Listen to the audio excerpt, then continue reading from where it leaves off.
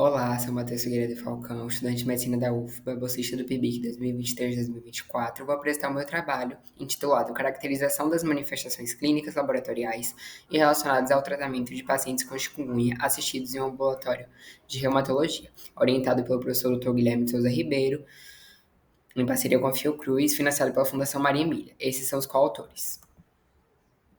A chikungunya é uma arbovirose causada pelo vírus chikungunya, que é transmitido pelo mosquito do gênero Aedes aegypti e Aedes albopictus. Possui caráter epidêmico e alta taxa de morbidade, é dividida em fases aguda, pós-aguda e crônica, e pode cronificar com persistência da artralgia, do articular, que traz impacto para os pacientes.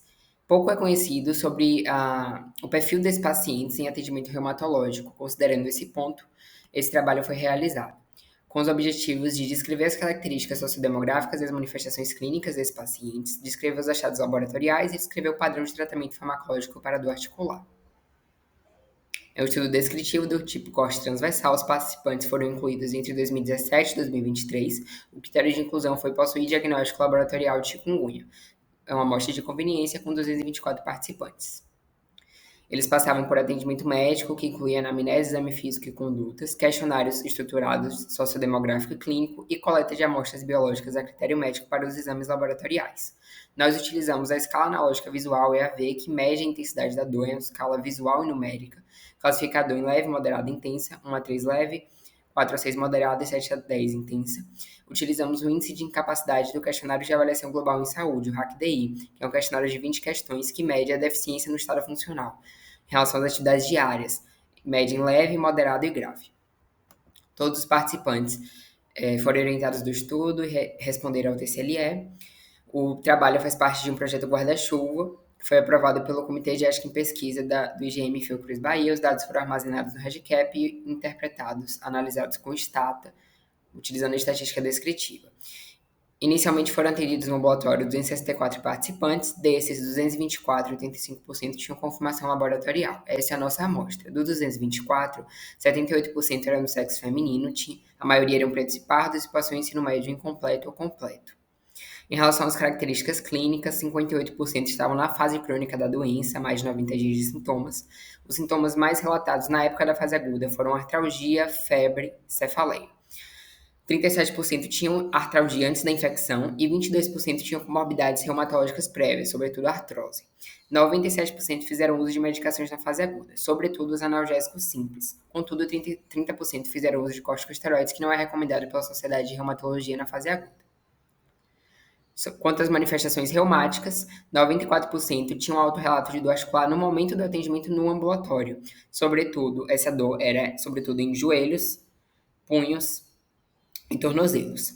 77% tinham autorrelato de edema articular no atendimento. Outras manifestações foram rigidez matinal, mialgia, fadiga e parestesia.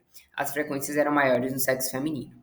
Em relação à escala de dor, a média para o total era de 7,1, para o sexo feminino de 7,4 e para o sexo masculino de 6. Lembrando que de 1 a 3 é dor leve, 4 a 6 moderada e 7 a 10 intensa. Em relação à capacidade funcional, a deficiência na capacidade funcional pelo RAC-DI, leve a moderado era de 0 a 1, maior que 1 a 2 era moderado a intenso e maior que 2 a 3 era intenso a muito intenso. A mediana foi de 1,5 para o total, 1,75 para o sexo feminino e 0,63 para o sexo masculino. Então, vemos média de intensidade de dor e mediana de deficiência no estado funcional maiores para o sexo feminino.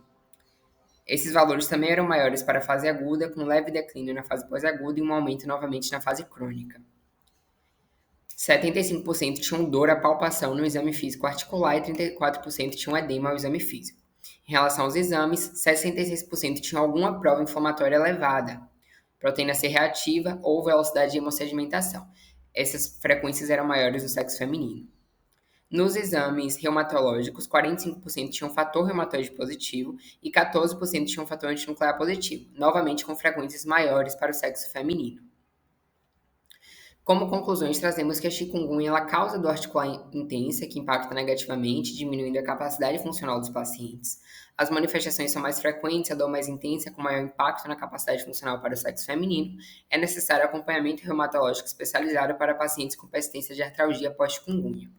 Agradecemos ao PIBIC UFBA, Fiocruz Bahia, Fundação Maria Emília. Essas são as referências bibliográficas e muito obrigada.